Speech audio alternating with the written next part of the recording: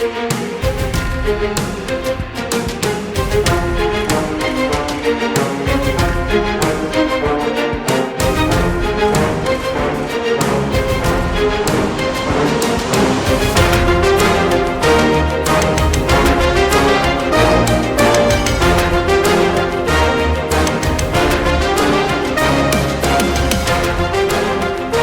are now tuned in to DAR Sports Media. It's another hot week in the NFL.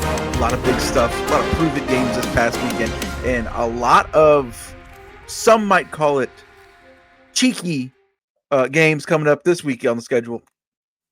But we here at DAR Sports Media think maybe there's some gambling, some betting opportunities hidden within those cheeky games.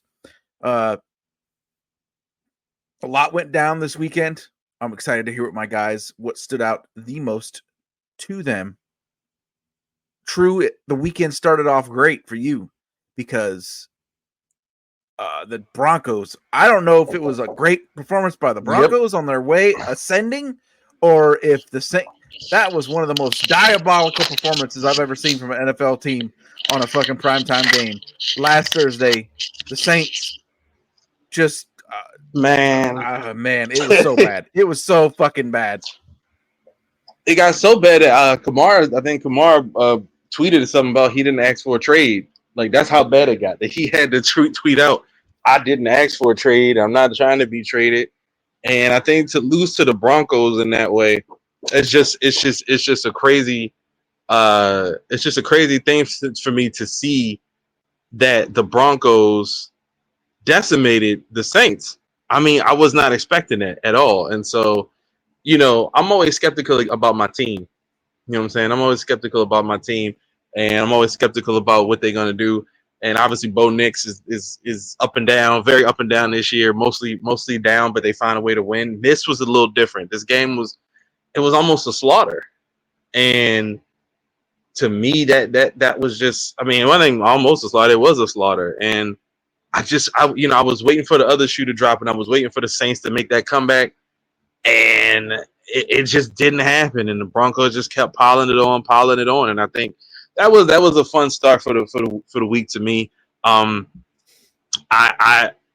really found myself really enjoying this week for multiple reasons, and I think just getting to watch. The only bad thing is the Jaguars finally got a win this week, as everybody knows, the curse. But, it's like a trade-off. The Broncos get a big blowout win. The Jaguars get a win. But the Patriots also lose. And I have a friend that's a Patriots fan, so I get to shit on that person while I'm. But Drake May, it's looking good. Looking more and more like a fucking idiot every fucking week for not letting him play in the first place. But Drake May, man, you talking about MJ, huh? I wonder if she went to the game. We should have helped her go to the game. She did. There we go. That a girl. Yeah. That's what I'm talking about. Damn. That's That's why I was. Yeah, that's why I was like, I wasn't gonna bother her too much about that on the timeline. But she. But I mean, like you said, Drake May absolutely looking like he's their guy. He's absolutely looking like that for the Patriots. The Jaguars getting a win, like I said. I mean, I guess the Khan family got to get a win or two every now and then. I don't expect them to get a win this coming week, so I'm good with that. But this was a good week. I think this was a good week, the fun weeks. The games that we expected to kind of live up to the hype, most of them did. The Lions and Vikings being the game of the week. I would say that every game went exactly the way some of us fucking said on this podcast. But sorry about well, I'm not sorry about it, but to be sorry about. I'm not sorry about it. Happen. Fuck. It was an interesting game though. When I say sorry because you have the most depleted roster right now. Things that only happen to the fucking 49ers. Motherfuckers come down with pneumonia and fucking warm-ups. Like what? I don't know. Get shot. We've had somebody come up with pneumonia. It's the most random season. Two kickers got injured or made tackles. Bro, like I don't know what's going on. Every year, there's one team that's fucking cursed, and fuck, I think there's a pretty fucking Christian McCaffrey got whipped legs, fucking permanently. Got the fucking Jimmy legs. Got the Forrest legs. God damn. Yep. Hey, speaking of things that ain't going the way that they're supposed to, your jet ship is taking on water, brother. I don't know. You got dragged up and down the block by Sierra's husband and the fucking Steelers. I mean, the Steelers they just played a great game. I still stand behind the Jets. 2-5. You can climb out of 2. They win 3 in a row. Boom, they're right back. You know, it's not that hard. It's not that hard. I'm like I said, they're gonna need 9 losses. They could be 2-8, and I'm gonna still think they can win the rest of their games. So you know, it looks bad right now. Offense gonna get. You're right about that. Defense. Oh boy. I don't know. They just gotta worry about the Patriots. I mean, they beat the Patriots once. That was their best win. It's not like they're gonna lose. I guess build off of that this week, but they got some figuring out to do, definitely. But it has to happen. I was happy for Russ. Man. You know, I get it. I get why people aren't fans, but that dude's taken a lot of fucking shit over the years, and yeah, that the way the Denver Broncos thing went was fucking shitty as fuck. And I don't know. He was funny, he was shitty as fuck. Yes, there was some comedy involved. Yes, but you know, I just. A lot of people took a lot of fucking joy in throwing dirt on that guy's career. So, you know, I damn sure did. Yeah. I damn sure did. Go out and start. Speaking of people who folks were really happy and excited, it feels like a long time ago at this point, doesn't it? But people were real fucking excited to throw dirt on the career of Jared Goff. And you know, people were laughing. The Rams had to give them a first to take Goff in the fucking trade. And now this motherfucker has had 4 incompletions in 3 games. That's a real fucking stat. Jared Goff is a man right out now. Of control. The Lions and Vikings was a fantastic game. I thought the Vikings. So there's one of these things. Shout out Jake Bates. We end up talking to Jake fucking Bates, UFL, our fucking man from last season, hitting the game winner, huge moment. This often comes up on the wrestling podcast. That multiple things can be true at once because wrestling fans are fucking morons. But both at the same time, the Vikings did better than I thought that they were going to do. And they showed me some things in this game. But also, the game was not as close as the score indicated. The Lions were pretty much dominating a lot of it. Return touchdown on the defense made the score look closer than the game really was. But still, they still did better than I thought. They still, I think, are climbing to a place where they deserve respect. I still think the Darnold clock's going to turn midnight on that pumpkin any fucking minute now, but it still hasn't, and it still continues to go. Tay, what'd you think, man? Lions and Vikings. That game was very interesting. The Lions, their stock went up for me. After that game, they were down 10-0 early, and they came out in the second quarter, and they scored 21 unanswered points, and I was like, okay, so the Lions are for real. They're a contender for sure. Like when teams can do stuff like that, just brush off a bad first quarter, like they're different. I mean, the Lions played a great game. Like Jared Goff played great, Jahmyr Gibbs played great, Myron, everything was clicking. Pass rush was still there even without Hutchinson.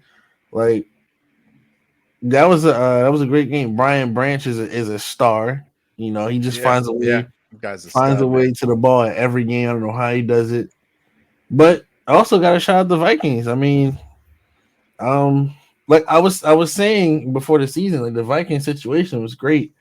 Like, for a rookie quarterback, and it's working. Like it's making Sam Darnold's job easy. I mean, They got a guy at every position. Their O line is great. So I don't know. I don't see them. They're going to the playoffs. Like I think they're an actual team. Like there's no way. This division is fucking crazy. Yeah, that whole division's going to the playoffs. The They whole might. I don't even division. know if they. I don't even know if it's possible, but It is possible. it No, it Okay. is possible.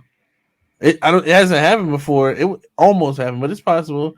Ever since they added the 7th team, it's possible. Yeah, true that. Yeah. So, I what mean, else? What else stood out to you?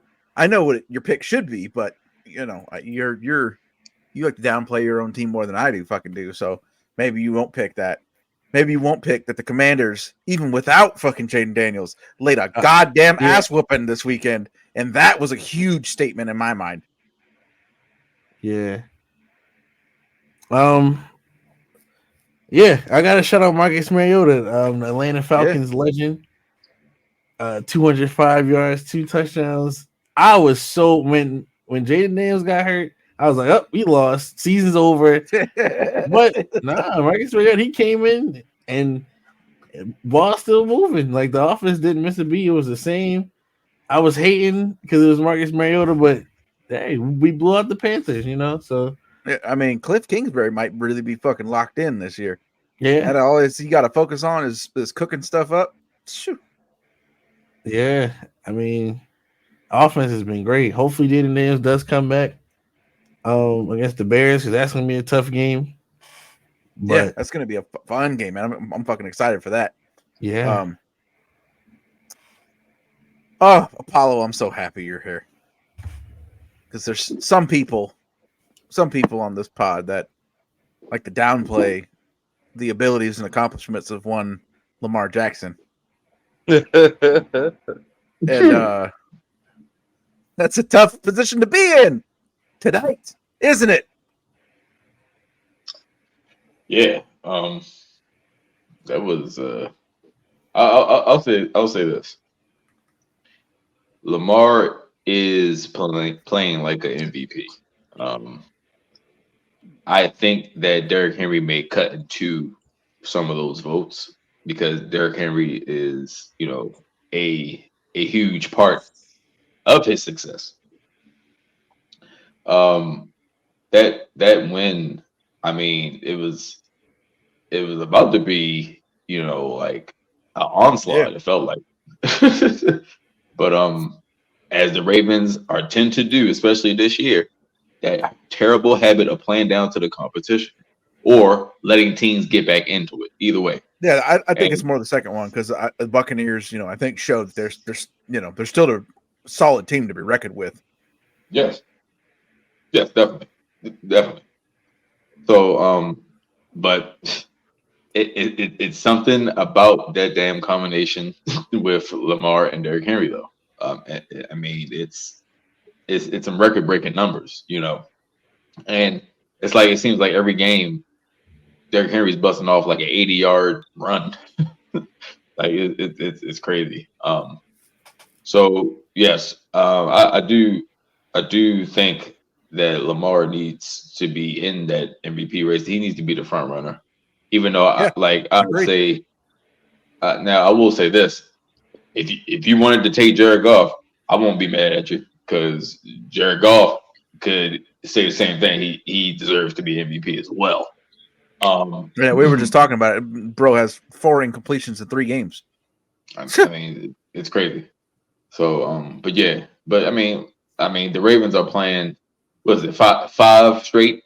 They won after that 0-2 start. Yep. I mean, they're playing sound. The defense.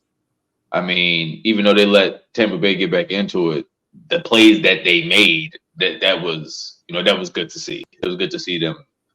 It was good to see it for Zach Orr as well. Good for his confidence and the defense's confidence in him.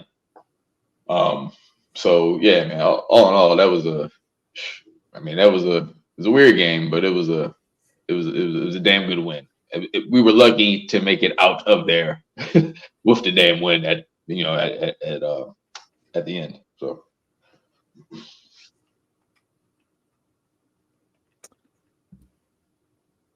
It was a tremendous performance. The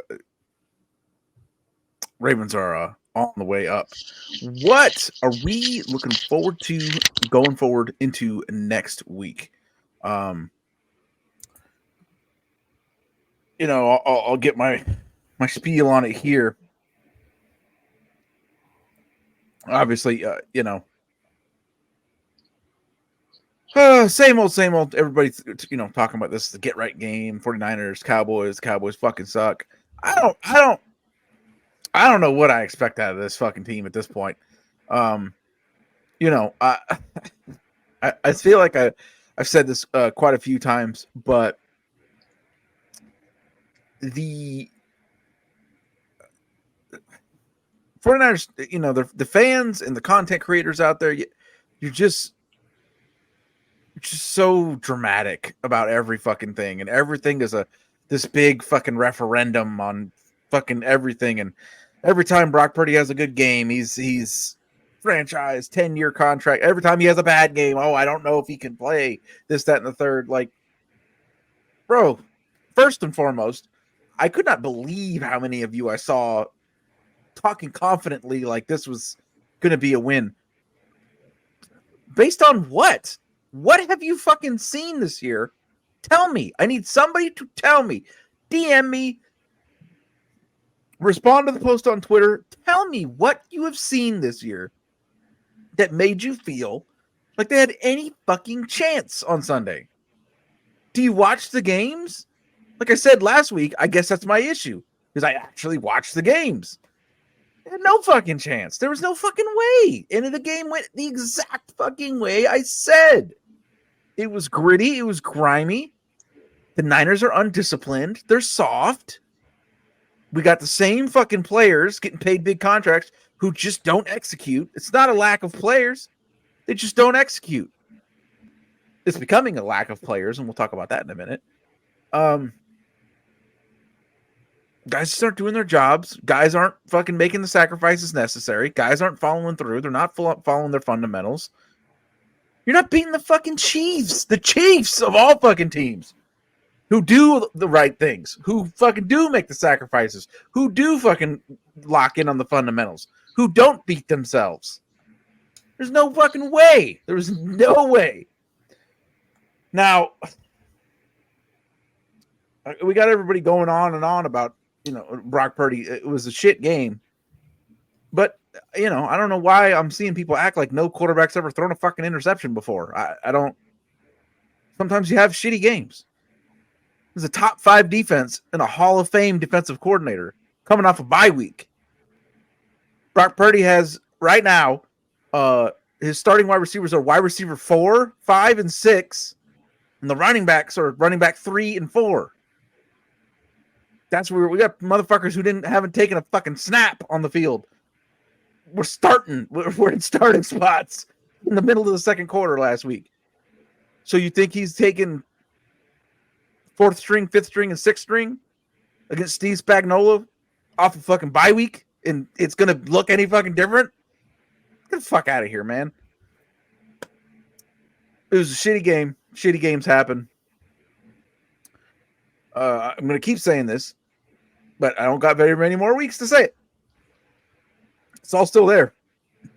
You go out there, lock in, have a decent game against these absolute dog shit Cowboys, go into the bye week, pull your fucking heads out of your asses, find your fucking balls, and find your heart, come back out for the rest of the season, hopefully with Christian McCaffrey and Dre Greenlaw. Christian McCaffrey, I think that's less of his excuse. I mean, Jordan Mason's leading the fucking league in rushing. What do we and forced missed tackles? But we got, the highest paid offensive tackle in the league rolling around on the fucking ground when we're first and goal from the fucking 2. Can't run the ball into the end zone. We're running to his side. He's rolling around the fucking ground. You got a goddamn construction worker fucking burying him, which happens every time we play the Chiefs. I wonder when the Chiefs defensive line packs Trent Williams' lunch for him and sends him off to school because they're his dad, if they give him like applesauce, if it's like spread out, if it's like a balanced meal that they give him when they send him off to school, or if it's like they give him like, you know, if they're irresponsible about it, I'd love to know, because they're his fucking daddy. Because we're down here on the crucial fucking downs, and Trent Williams is rolling around on the fucking ground. What the fuck are you doing? Is all your money down there? Is that what you're doing? You're picking up all your fucking money off the ground? Because your fucking ass spends more time on the ground than fucking grass does when we play the Chiefs. Fucking bum. Tell him why you mad, son. Yeah. So, but I think mad, I'm hoping Dre Greenlaw, with his attitude and his fucking heart coming back, is going to help that defense. And, you know, hopefully Christian McCaffrey will help. Like, I don't know, man. Kyle, that shine's coming off a little bit, bro. If you know, you can't get it figured out when you don't have the ultimate X factor in the backfield, making everything easy for you. I don't know how much of a fucking genius you really are, man. Like, sorry, anybody can do it with the cheat code fucking turned on, right? Everybody can do it when it's set to easy. Come on. These defenses, pretty much the whole league, to his credit, these defenses, a lot of offenses run the Shanahan system now, or a version of it. So the defenses have adapted to stop it. And now they look like shit unless they have the ultimate X factor in the backfield. And the difficulty switched to easy. I don't know, man. Maybe the shine's coming off a little bit. You know, I saw a lot of, that's something we joke about, you know, 49ers fans. It's always like, fire John Lynch, fire Kyle Shanahan after every loss. But this is, it's the first time I've ever said this. This is starting to get a little hint, a little whiff of Andy Reid in Philadelphia. That's what's kind of starting to feel like. Tay, you're a little bit young for that comparison, but Apollo and True, you know exactly what I'm fucking talking about. Yeah. Where it was still recognized that Andy was this great coach, but it was just something about that place, something about everything that was just the combination just was never going to work. They got close a lot of times, and they just never got there. And it took a change of scenery for both sides for them to ultimately get their fucking rings. I don't know. It just feels like beating your head off a wall. It's the same shit, same story. Beat the Cowboys. Mark my words. Ricky Pearsall will be a shining star. Yeah. I hope so. I hope, you know, there's rumors that they're going to trade for a wide receiver, do whatever. I hope not. I hope they get Pearsall in Cowing in the game. Cowboys defense is fucking awful. We should get at least Debo back. Probably Jennings too after the bye week. Let these guys get some fucking reps, man. Like, obviously we're going to need them. So let them get some reps. Cowing not having any reps to this fucking point is a fucking abomination of coaching. Like that, God damn it. Kyle Shanahan is so fucking stubborn with that shit sometimes, man. Like, it's a gun to your head situation. And then Cowing was making fucking plays. Like, what are you doing? Same thing with Malik Mustafa. All of a sudden, he couldn't get on the field. We got these fucking bums running around out there who have been past their prime. Now, all of a sudden, Malik Mustafa's a fucking star in the league after 2 fucking games that he got to play. What are you doing? Get these guys reps, man. Quit being so fucking stubborn about getting rookies on the fucking field. Jesus fucking Christ. Beat the Cowboys. Find your asses in the fucking bye week.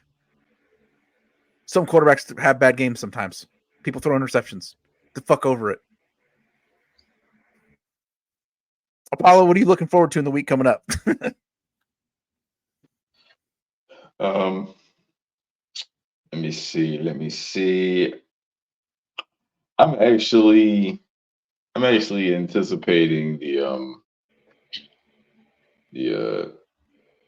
the Bears and Commanders game if the quarterback is healthy, if Jaden Daniels is healthy. I pray he's healthy because it just sucks seeing injuries, man. I mean, I know it's part of the game and all that, but like, goddamn, it sucks, especially like when you got a new player that's, you know, exciting, fresh face, you know, for the league. Like, damn, man. And then to have that showdown with him and Caleb Williams, like, you know what I'm saying? Number 1 versus number 2, like, come on. Like, he has to be there for that. Um, what else here?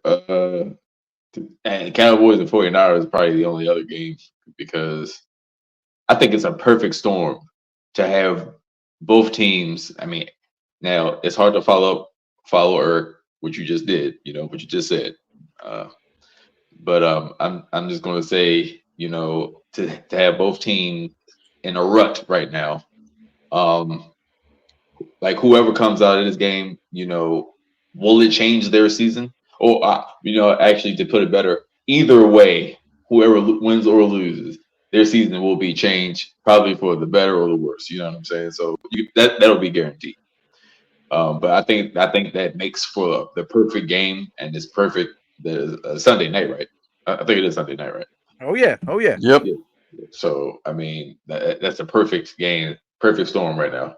The rest of these games, I mean, Falcons and Bucks. I mean, I'm a good division game. You know what I'm saying? Uh, yeah, that's probably about it. What about you there, True? Oh, I wanted to say too, I forgot when you were talking about your Denver Broncos. Remember what we said on this pod in the summer? 5.5 wins. Slam that over. Hey, We yo. predicted it. We're 2 Hey, fucking yo. wins away. A long way to go. Let's get it. And it's looking like win number 5 is possible. The Chiefs over. Yeah. It's going to hit 2. That's another one we predicted. Motherfuckers Yep. got 6 wins already. Shit. Yeah. All right. Anyways, go, we, True. we, Go. we've been on point, man. Like the Broncos, I try to temper my expectations as it comes to the Broncos because I didn't expect very much. And to be honest with you, it would be a straight up Broncos thing to do to lose to the Panthers this week. But I mean, I'm feeling decent about this game. I think the Broncos will come out with a W. This week in general has some interesting games. I think the Chiefs and the Raiders game is funny because the Ravens have looked mostly, pretty good, unstoppable. And the one game that they completely blew is against the Raiders. So it'd be really funny if the Chiefs happen to do the same. I don't envision that happening because the Raiders are dog shit. So I see the Chiefs getting another win. If the Chiefs go to 7-0, man, that's a great start for them. I think we I guess the elephant in the room is, can they do it? Can they three-peat? And we're already in week 8, almost at that halfway point of the season. So it's not a lot of games this week that really caught my eye. I hope to see the Packers beat dog shit down the Jaguars leg this week. That'd be nice. I'd like to see personally the Eagles whoop the Bengals ass. I know a couple people that are Bengals fans, so I want to see them suffer. Um, Looking forward to seeing. Honestly, I'm looking forward to the Lions and Titans, not because the Titans are a formidable opponent, but more so because I just want to see that Lions offense and what they do, and if they kind of treat the Titans like they did the Cowboys that other week, or So I'm interested to see that. But to me, the game of the week that sticks out outside of the Cowboys and the 49ers is the Falcons and the Buccaneers. Obviously, you can't. I mean, we talking NFC South supremacy at this point. Really interested to see how that turns out. You got Kirk Cousins, you got Drake London, you got Kyle Pitts, you got my man. You got Tampa Bay is looking to I guess right some of their wrongs from this Ravens game, and they definitely made a lot of mistakes.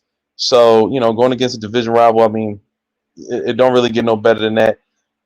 Another game I'm actually kind of interested to see. Just because if I'm not mistaken, Cooper Kupp is back, right? So cause I'm pretty sure he scored a touchdown on Sunday. How back is he always?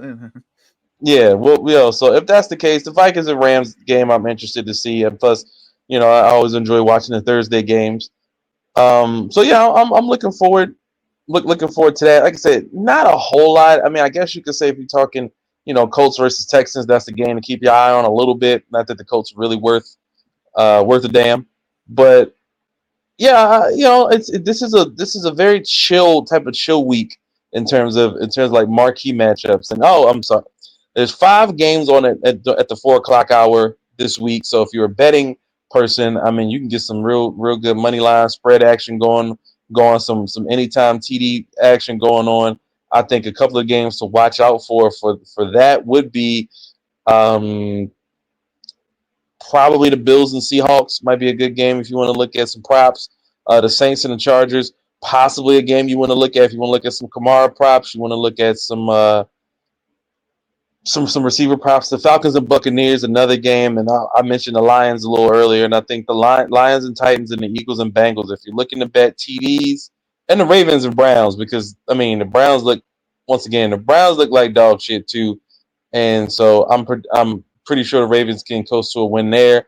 So I think there's a lot of opportunity if you are a sports bettor to cash out on touchdowns. Not, and the only reason I say touchdowns is because I don't expect a lot of these games to be very close, and I don't think betting overall yardage and spreads and stuff like that is going to be the best. So you might want to go some anytime touchdowns. Vikings and Rams also a good one too. So I'm just looking forward to a lot of different things this week. Not the games per se, but this does look like if you are a invested in the DraftKings, FanDuel, Fanatics circle, this looks like a week that you might be able to cash something on some TDs, because it looks like a lot of these teams will be in the end zone.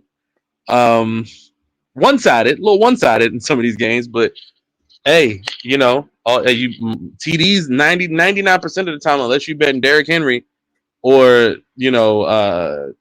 Jordan Mason nowadays, those anytime TDs are plus money. So definitely something good to look into. Tay, I know which one you're looking forward to. One that I'm looking forward to as well. I'm definitely. Well, I gotta say this first. I've never seen a rookie come in and be the best at their position within that same year. Brock Bowers is the best tight end in the league. I've seen enough. There's no one better than him. He gets like 80 yards a game.